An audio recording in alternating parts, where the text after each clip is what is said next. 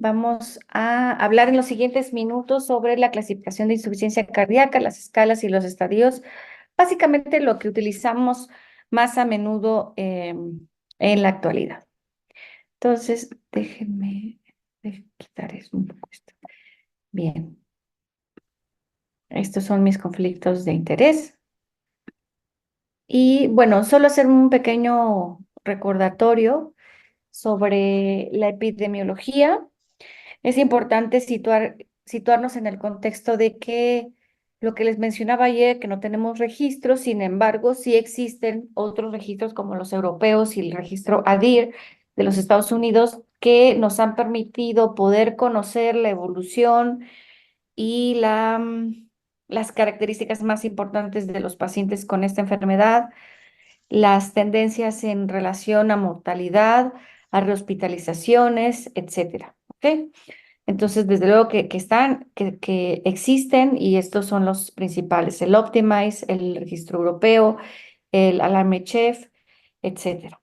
La prevalencia de esta enfermedad, como ya lo dijimos, va del 1 al 2%, más o menos.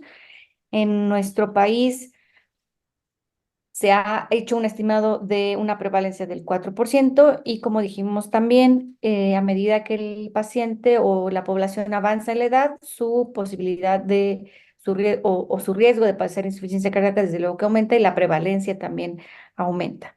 La mortalidad de los pacientes, si no hiciésemos ninguna eh, intervención terapéutica, es del 50% a 5 años, es decir, es una enfermedad que tiene una mortalidad más alta que cualquier causa de cáncer, exceptuando el cáncer de pulmón, que ese siempre se excluye. Entonces, eso es muy importante. Y la mortalidad de los pacientes después de la primera hospitalización en el primer año es desde el 25 al 35%. Em, en pacientes de más de 65 años puede alcanzar la prevalencia de la insuficiencia cardíaca hasta el 20%. Es una enfermedad con una presencia global muy importante. Hace algún tiempo se manejaba como una epidemia de mucho impacto en el mundo. Hoy sabemos que más de 60 millones de personas viven con insuficiencia cardíaca en todo el mundo. Es el motivo número uno de búsqueda de atención médica en los servicios de urgencias en población de más de 65 años. Eso también hay que decirlo. Y que la tasa de rehospitalización después de un cuadro de descompensación en los primeros 30 días es entre el 25 y el 30%. ¿Ok? Como habíamos mencionado, este es el primer posicionamiento de insuficiencia cardíaca, tiene una disponibilidad libre en Internet, se puede bajar el PDF completo, es un documento que intenta llevar de la mano al personal médico para poder realizar el diagnóstico, la identificación de los pacientes, la estratificación del riesgo de los mismos, el tratamiento inicial y el seguimiento de los pacientes. ¿Ok? Bien. Eh, este es el esquema del diagnóstico de la insuficiencia cardíaca de la publicación del 2021, que es la definición universal y clasificación de la insuficiencia cardíaca. De aquí salen no solamente este esquema, que es muy sencillo para poder hacer la identificación de los pacientes, sino que algunas otras eh, clasificación de los pacientes de acuerdo a la presentación clínica y de acuerdo a la fracción de eyección del ventrículo izquierdo. Por supuesto que esto, de acuerdo a en dónde vamos a situar al paciente, va a ser las medidas o estrategias de tratamiento farmacológico o no farmacológico que vamos a seguir con los pacientes. Entonces, para hacer el diagnóstico de los pacientes, partimos invariablemente de la sospecha clínica, ¿ok? Entonces, encontramos a estos pacientes que pueden estar en dos contextos distintos. En el contexto de hospitalario, es decir, un paciente que acude a un servicio de urgencias por em, identificación básicamente de disnea o disminución en la capacidad funcional, o en el ámbito ambulatorio, en consulta externa, ya sea de hospitales públicos o consulta de consultorio privado. Entonces, esos son como los dos escenarios más importantes donde vamos a encontrar a los pacientes. Entonces, son pacientes que tienen falta de aire, que tienen hinchazón de los pies, que tienen poca capacidad física. Es muy importante identificar que a veces el paciente no logra discernir perfectamente sus síntomas. Incluso algunos pacientes disminuyen sus actividades físicas y se autolimitan de forma inconsciente. Y tú les preguntas, ¿te falta el aire? ¿Te fatigas? No. Ah, ok. ¿Y cuánto caminas? No, pues pues como 4 cuadras, ok. Y no te falta el, no, pero en realidad lo están haciendo o más lento o evitan las pendientes y no lo dicen. Porque a veces para algunos pacientes es difícil reconocer la enfermedad y incluso están negados a que puedan tener una patología cardíaca.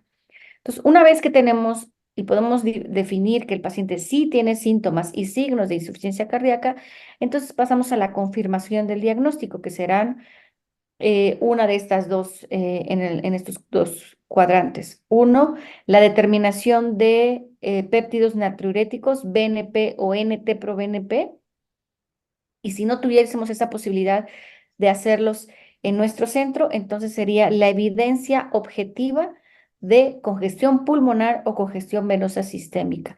Congestión pulmonar, escuchamos al paciente, le escuchamos estertores, pero tenemos que objetivizarlo. Entonces, podemos hacerle ultrasonido pulmonar, podemos hacer una placa de tórax y entonces ver que el paciente tiene el signo de alas de mariposa o congestión o en edema agudo de pulmón, o identificar mediante ecocardiograma que el paciente está congestivo. En ocasiones no tenemos ecocardiograma. La publicación dice, tienes que objetivizar, por lo menos para el diagnóstico que tiene congestión pulmonar o venosa sistémica. Por supuesto que es importante hacer fracción de eyección del ventrículo izquierdo con ecocardiograma, pero a veces no tenemos en ese momento la posibilidad de hacerlo.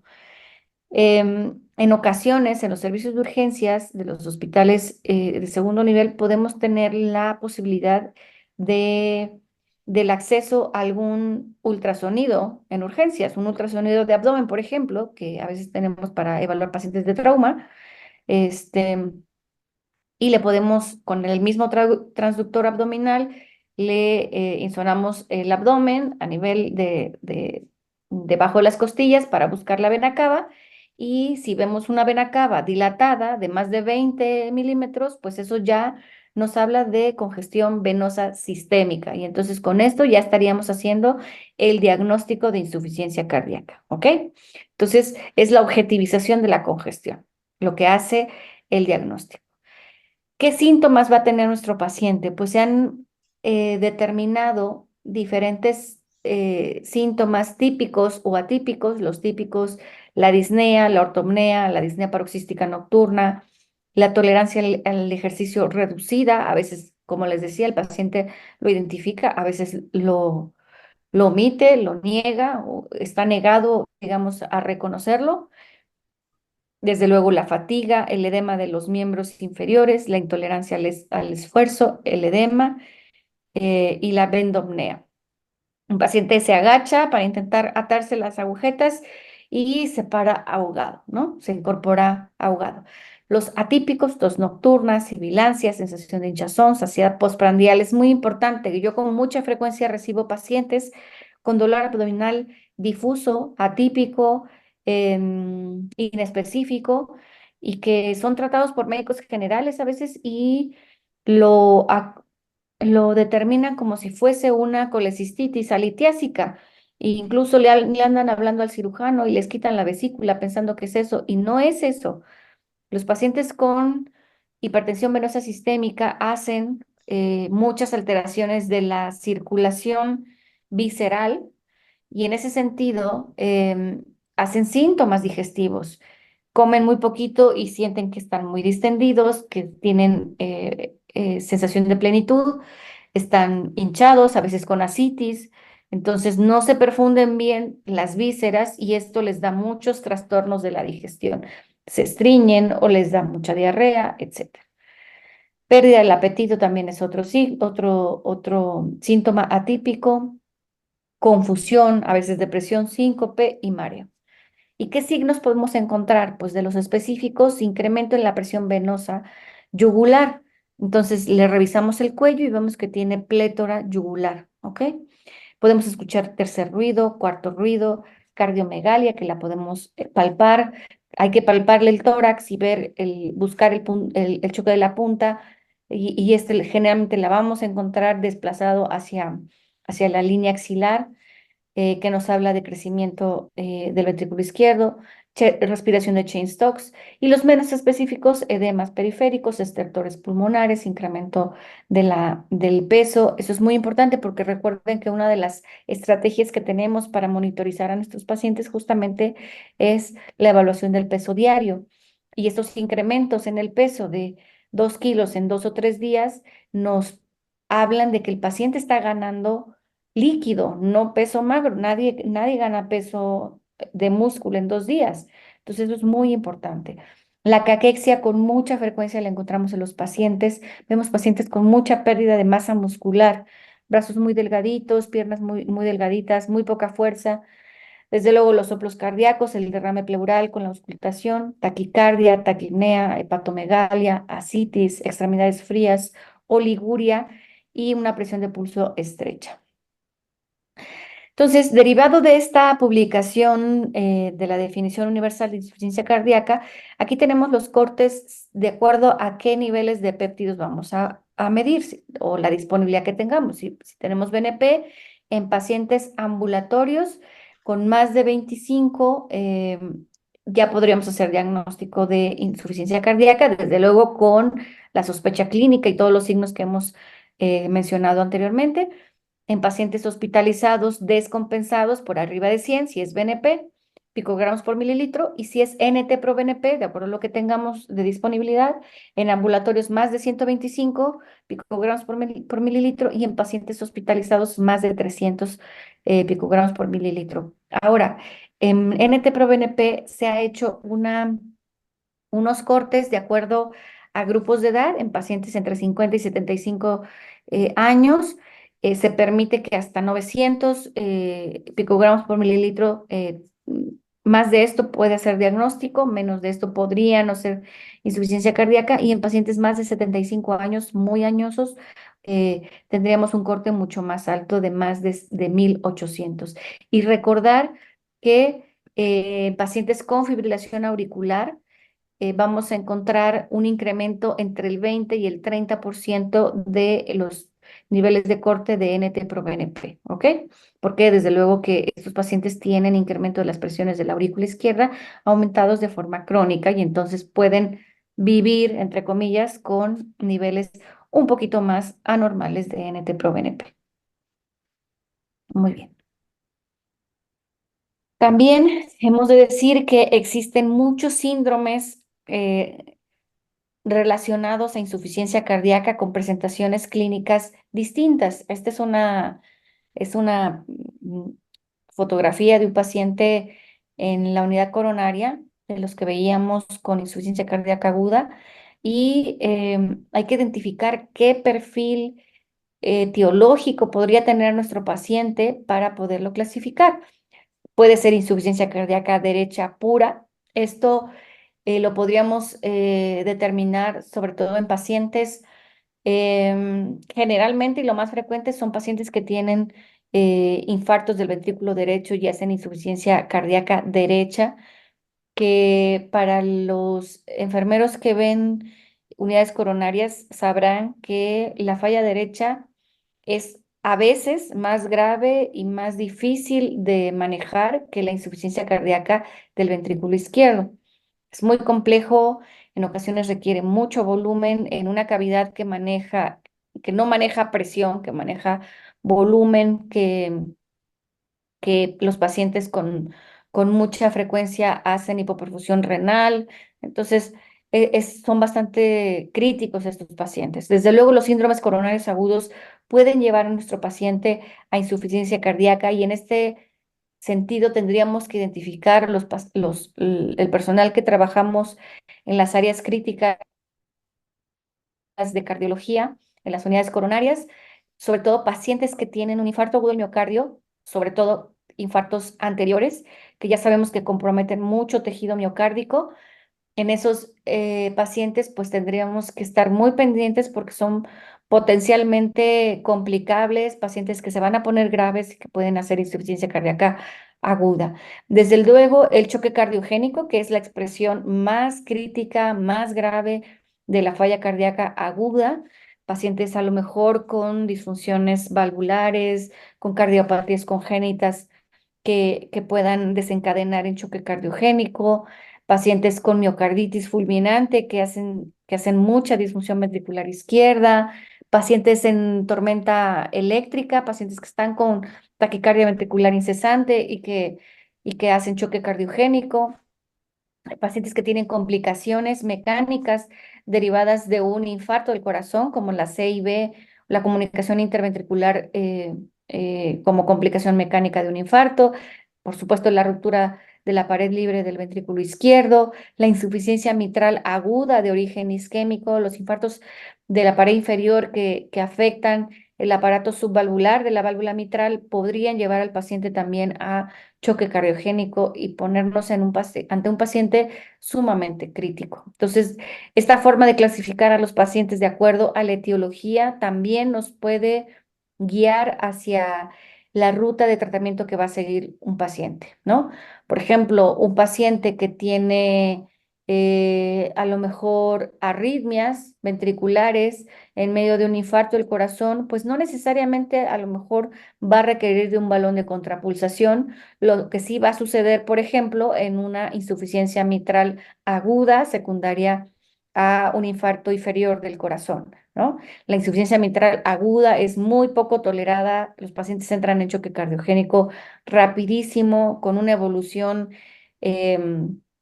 hacia un estado crítico demasiado acelerada y en ellos sí o sí se tienen que apoyar con un balón de contrapulsación. Entonces, esto es importante saber de qué origen es la falla cardíaca aguda para poder hacer digamos, el seguimiento hacia el mejor tratamiento que podamos ofrecerle.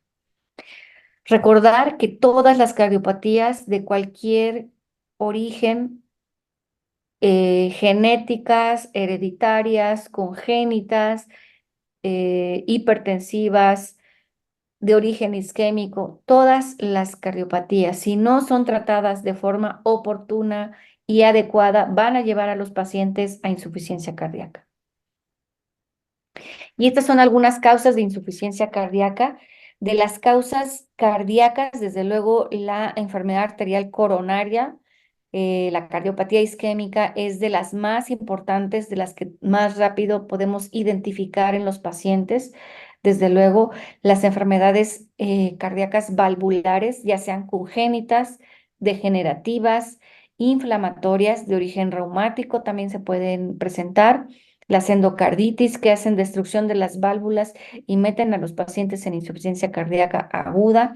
Desde luego, las miocardiopatías dilatadas, restrictivas o hipertróficas también hacen que los pacientes entren en un cuadro de insuficiencia cardíaca aguda. Y de acuerdo a esta clasificación, por ejemplo, no es lo mismo tratar una falla cardíaca aguda por una miocardiopatía hipertrófica que por una dilatada. El tratamiento es o el ajuste del tratamiento es muy fino porque, por ejemplo, un corazón hipertrófico que nosotros lo evaluamos por ecocardiograma, que tiene una función ventricular izquierda normal o incluso alta, pero es una cavidad pequeña, muy restrictiva, con muy poca distensibilidad, con una diástole muy dificultosa. Desde luego que va a responder muy diferente al volumen o al diurético que un paciente a lo mejor con miocardiopatía dilatada, con un ventrículo izquierdo muy grande, con, con una sístole muy pobre, etcétera. Entonces, de acuerdo a cómo veamos la estructura y la funcionalidad mediante ecocardiograma, es que vamos a poder tratar a los pacientes. Por supuesto, no perder de vista la miocarditis. La miocarditis tiene un espectro clínico súper amplio y estos pacientes pueden tener incluso un cuadro muy leve o pasar desapercibido, un poco de dolor, un poco de expresión enzimática, de enzimas cardíacas, o llevar al paciente a insuficiencia cardíaca y hacer una miocarditis fulminante que termine con la vida del paciente o que requiera de asistencia circulatoria con ECMO, por ejemplo, ¿no? Entonces, así de amplio es el espectro de la miocarditis. Por supuesto que las enfermedades congénitas del corazón, las alteraciones del ritmo cardíaco y de la conducción también pueden llevar al paciente a falla cardíaca, las enfermedades del pericardio, la pericarditis, el derrame pericárdico, puede incluso chocar a los pacientes. Los tumores cardíacos primarios, el más común, el mixoma, seguramente han visto pacientes con mixoma y esto también puede llevar al paciente a insuficiencia cardíaca y desde luego el embolismo pulmonar, que puede chocar al paciente de acuerdo a la carga trombótica que tenga en la circulación pulmonar. Y de las extracardíacas, la diabetes mellitus también puede hacer daño miocárdico que lleva a los pacientes a insuficiencia cardíaca y eso se llama miocardiopatía diabética. Afortunadamente no es tan frecuente, pero en pacientes muy crónicos, con mucho desequilibrio metabólico, que no alcanzan las metas de control de su diabetes, podrían desarrollar disfunción ventricular izquierda. El distiroidismo, las crisis tiroideas también podrían llevar a los pacientes a insuficiencia cardíaca, por supuesto la enfermedad pulmonar obstructiva crónica, la enfermedad renal. Hay pacientes con enfermedad renal crónica que están incluso en sustitución de la función renal, pacientes sobre todo en hemodiálisis o en diálisis peritoneal, que la uremia hace que hagan disfunción ventricular izquierda y con mucha frecuencia vemos pacientes con falla cardíaca. En algunos pacientes se logran trasplantar de riñón y al corregir la uremia, en el seguimiento pueden mejorar la función ventricular izquierda. Por supuesto, la invasión neoplásica de forma secundaria hacia el corazón también podría llevar a los pacientes a falla cardíaca. El trauma torácico, pacientes que tienen o accidentes o traumatismos en el tórax, por ejemplo, en un partido de fútbol, pueden hacer lesión miocárdica y disfunción ventricular izquierda secundaria.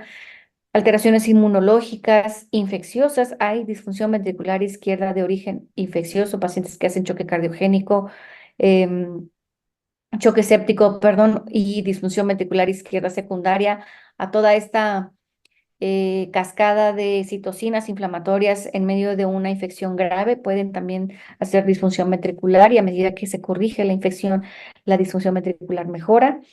Por supuesto, en la miocardiopatía periparto, donde la etiología no la tenemos tan clara todavía, donde la placenta de la madre hace una liberación de sustancias inflamatorias que no tenemos todavía muy claro, pero que impactan y que hacen disfunción ventricular izquierda. En algunos casos esta puede ser reversible, pero en otros puede causar disfunción permanente del ventrículo izquierdo e insuficiencia cardíaca crónica. Nosotros em, en nuestros pacientes de la clínica tenemos 3 mujeres de las que hemos trasplantado que tienen o tuvieron como diagnóstico miocardiopatía periparto, que no son pocas, ¿no?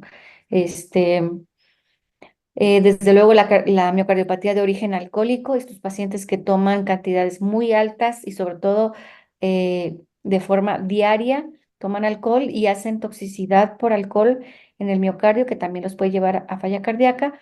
En estos casos, en ocasiones cuando cesa el consumo de alcohol en la vigilancia podrían tener reversibilidad de los cambios en el ventrículo izquierdo.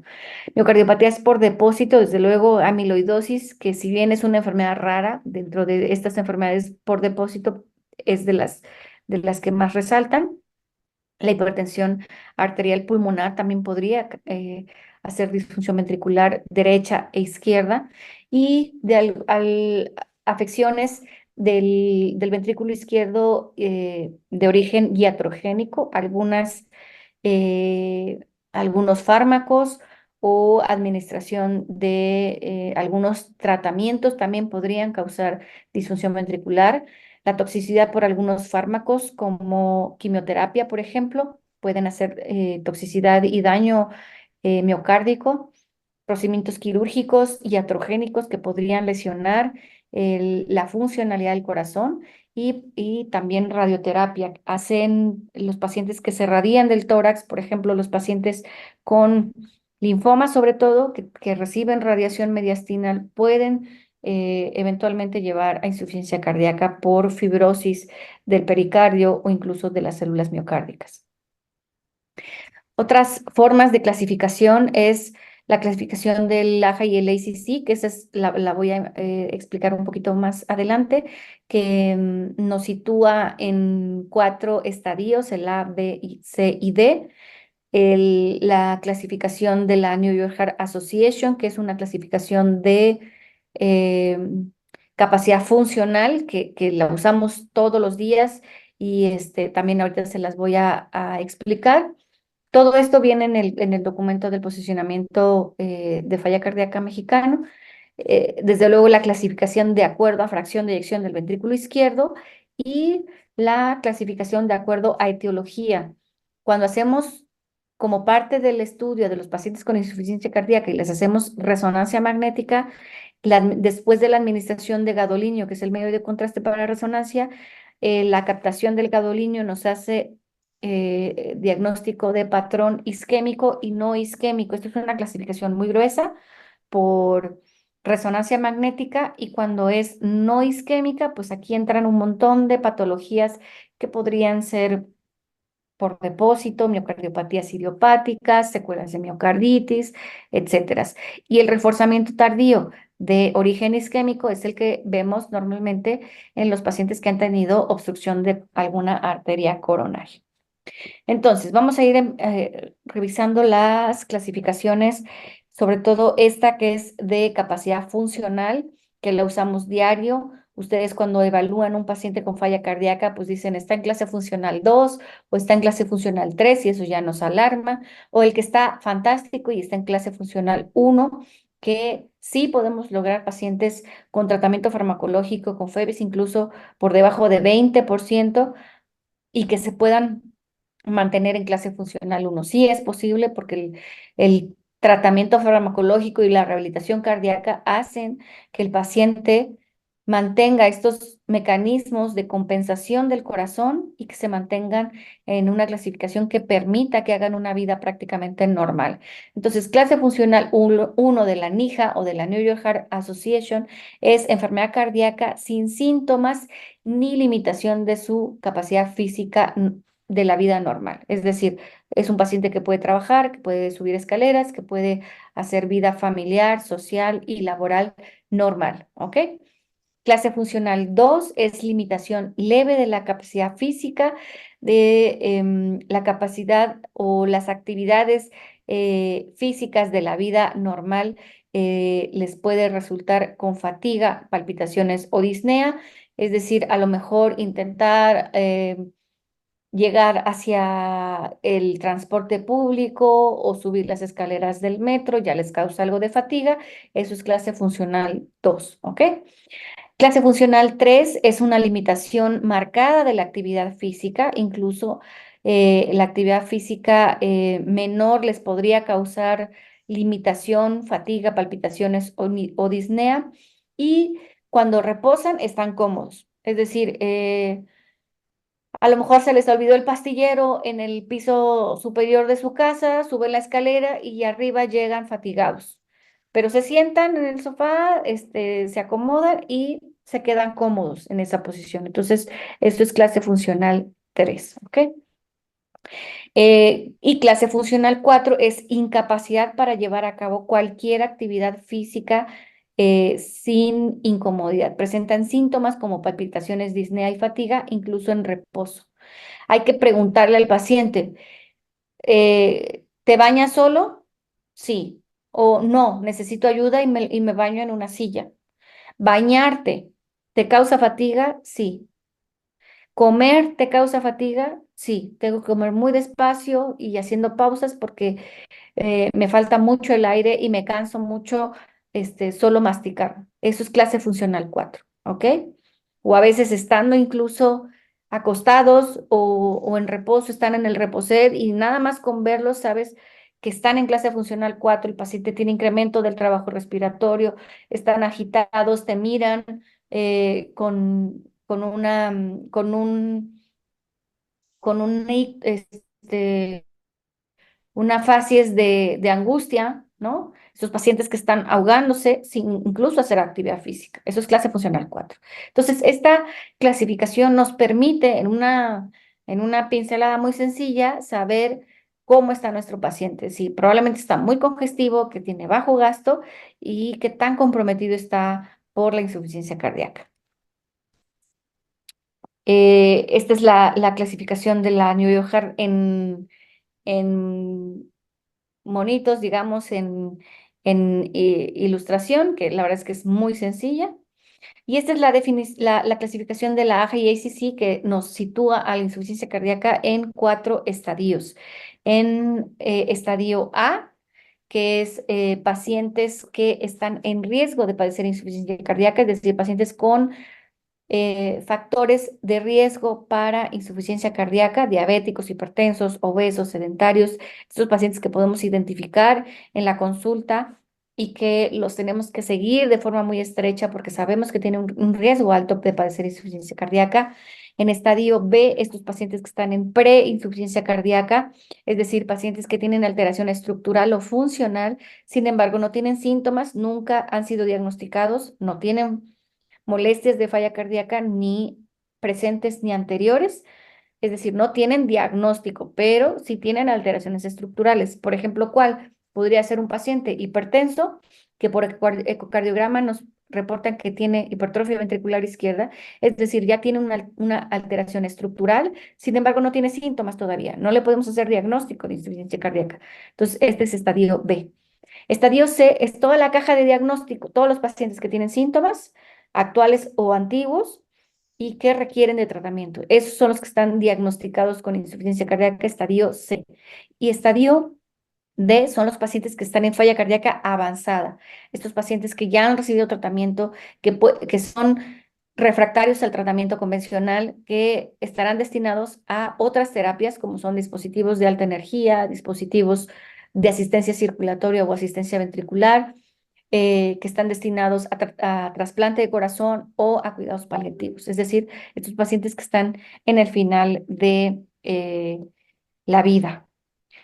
Esa es una forma de ejemplificar estos estadios de la AJA y el ACC y dónde es que podemos hacer medidas de prevención primaria, que serían los estadios A y B, la identificación de los pacientes, el seguimiento cercano y algunos medicamentos que podrían retrasar la aparición de insuficiencia cardíaca como medidas preventivas. Y cuando ya han tenido el diagnóstico de insuficiencia cardíaca, es aquí donde vamos a hacer prevención secundaria. De acuerdo a las características clínicas de los pacientes, es que vamos a implementar medidas preventivas como desfibriladores, terapia de resincronización cardíaca y desde luego tratamiento farmacológico que va a evitar complicaciones incluso como la muerte súbita. Y en el estadio D, pues ya nos quedan muy poquitos elementos de tratamiento. Esta es otra forma de clasificar la insuficiencia cardíaca de acuerdo a los perfiles clínicos. Para mí, esta clasificación nos guía enormemente para tomar decisiones terapéuticas. Entonces, identificamos a los pacientes con 2 parámetros, que es la perfusión y la congestión del paciente, y de acuerdo a ello es que podemos empezar tratamiento. Entonces, el primer cuadrante es paciente caliente y seco, es decir, un paciente que está bien perfundido, lo tocamos si está caliente, y no está congestivo. Entonces podríamos pensar, este paciente probablemente ni siquiera tiene insuficiencia cardíaca, pero viene por disnea. Entonces, a lo mejor vemos, tiene un lactato menos de 2, lo escuchamos, no está congestivo, no está edematizado, no tiene ascitis. Probablemente su disnea esté originada por una arritmia, a lo mejor, una fibrilación auricular rápida, que esto le está causando esta sensación de falta de aire. Entonces, en estos pacientes generalmente hacemos ajuste de tratamiento, evaluación y seguramente podrán ir a casa de forma más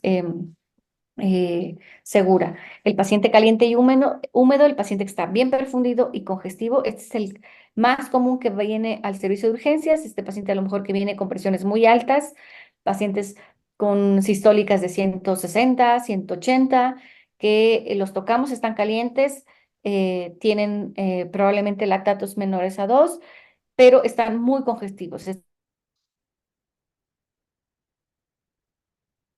Este paciente generalmente responde bien a diurético y vasodilatador. El paciente frío y seco, este paciente que lo vemos casi siempre caquético, muy crónico, que tiene indicado diurético y que a lo mejor tuvo un cuadro diarreico en casa y nadie le dijo que suspendiera el diurético si es que tuviese diarrea. Entonces se seca de más. Lo sentimos si está diaforético, pegajoso, frío. Le hacemos un lactato y a lo mejor tiene 3 o 4 de lactato y lo vemos y tiene las mucosas secas y lo escuchamos y tiene una placa limpia y no tiene congestión pulmonar. Entonces, en este el tratamiento será recuperar la volemia, ponerle soluciones poco a poco para ir recuperando la hipovolemia con la que ha venido y si la presión está muy baja y luego de ponerle un poquito de volumen, podría ser meritorio de vasopresor. Y el paciente este más grave, que es frío y húmedo, este paciente que tiene lactatos de 7, de 8 y que está ahogándose y que está hipotenso, paciente muy disneico, con ortopnea, con congestión pulmonar, con ascitis, con edema. Aquí tenemos que recuperar primero la presión arterial con vasopresores, empezar casi siempre inotrópicos y luego que recuperamos la presión arterial luego será el diurético para descongestionar, pero en estos pacientes tenemos que ser muy cautos porque seguramente muchos de ellos tendrán que iniciar una asistencia ventricular por lo menos. En esta clasificación, en esta publicación de la definición universal, nos marca este concepto de insuficiencia cardíaca descompensada que sustituye a estos conceptos que teníamos de insuficiencia cardíaca aguda de novo o insuficiencia cardíaca aguda crónica descompensada o en inglés que es el acute descompensant heart failure. Ahora toda la falla cardíaca la podemos englobar en un solo concepto que es insuficiencia cardíaca descompensada, quitándole el agudo o de novo. Y aquí entran todas, los que debutan, los de reciente diagnóstico o los crónicos que se descompensan por alguna eventualidad. Y una vez que tenemos el diagnóstico de insuficiencia cardíaca, entonces la podemos clasificar de acuerdo a la fracción de eyección del ventrículo izquierdo por ecocardiograma. Y aquí es donde empieza la diversión, porque una vez que tenemos la clasificación de los pacientes, es que podemos trazar las rutas de tratamiento que correspondan a cada perfil de pacientes de acuerdo a FEBI. Entonces, la insuficiencia cardíaca con fracción de eyección reducida son los que tienen menos de 40% de FEBI. Los pacientes con insuficiencia cardíaca con fracción de eyección levemente reducida son los que tienen entre 41 y 49, lo que antes, en algunas publicaciones, incluso no muy antiguas, se llamaba mid-range o rango intermedio. La insuficiencia cardíaca con fracción de eyección preservada son los que tienen una FEBI mayor al 50%. Y este concepto nuevo que es insuficiencia cardíaca con fracción de eyección mejorada son los que tienen en el momento agudo una fracción de eyección menor al 40% y después de tratamiento y de una segunda evaluación ecocardiográfica tienen una ganancia de más de 10 puntos de ganancia en la FEBI o que superan el 40% de FEBI. Estos son falla cardíaca con fracción de eyección recuperada o mejorada, ¿ok? Entonces, es importante saber la clasificación porque de acuerdo a ello va a ser el tratamiento. ¿Cuáles son las metas de tratamiento una vez que hemos podido clasificar a nuestro paciente? Pues desde luego prevenir la progresión de la enfermedad, disminuir los síntomas, mejorar la calidad de vida y reducir la mortalidad y hospitalizaciones. Y para terminar, una vez que tenemos el paciente con falla cardíaca crónica, sobre todo con fracción de eyección reducida, podemos hacer una subselección o reclasificación de los pacientes de acuerdo a parámetros como la presión arterial y la frecuencia cardíaca, la presencia o no de fibrilación auricular y la presencia o no de enfermedad renal crónica, y de esta forma poder hacer una clasificación por perfiles clínicos para normar o hacer un traje a medida de tratamiento, y esta publicación nos lleva casi de la mano para que, de acuerdo a cómo está su presión y su frecuencia cardíaca, tiene fibrilación auricular o tiene enfermedad renal crónica, le toca tal o cual tratamiento con seguridad, ¿ok? Y en ese sentido poder hacer un tratamiento mucho más personalizado y específico para los pacientes. Entonces, es una forma clínica de perfilar a los pacientes que ha sido muy útil, y es una publicación sumamente valiosa. ¿Cuáles son las etapas clínicas de la insuficiencia cardíaca aguda? Pues cuando tenemos un paciente descompensado que lo ingresamos a hospitalización, vamos a empezar tratamiento, y entonces en esta fase de hospitalización es esta fase de descongestión, donde ponemos diuréticos intravenosos y que están encaminados a llegar a la euvolemia. Recordar que la mayor parte de los pacientes con falla cardíaca descompensada van a llegar hipervolémicos. Entonces, generalmente hacemos esta fase de descongestión donde alcanzamos la euvolemia, y luego viene una fase de transición donde cambiamos los diuréticos intravenosos a orales y empezamos el tratamiento oral que va a llevar a casa en estas pequeñas dosis, y es esta fase de transición donde preparamos al paciente para el alta hospitalaria. Y la fase de transición no termina con el alta del paciente, termina en el seguimiento, en la fase posegreso inmediato, que es la fase más vulnerable del paciente. Es donde mayor riesgo tiene incluso de rehospitalización. Entonces, generalmente intentamos que los pacientes, una vez que se van de, por lo menos a las 2 semanas siguientes del egreso. Nosotros en el instituto intentamos darles citas en una semana, en 10 días, en días jueves, que es nuestro día donde podemos meter estos pacientes que van saliendo del hospital, para asegurarnos de que han tenido una buena apego al tratamiento, una buena tolerabilidad a los medicamentos, y donde hacemos la primera titulación de los medicamentos que habíamos iniciado en la fase de hospitalización. Con esto termino. Agradezco mucho nuevamente la invitación a participar en este diplomado, y estoy a su disposición por si tienen dudas o preguntas.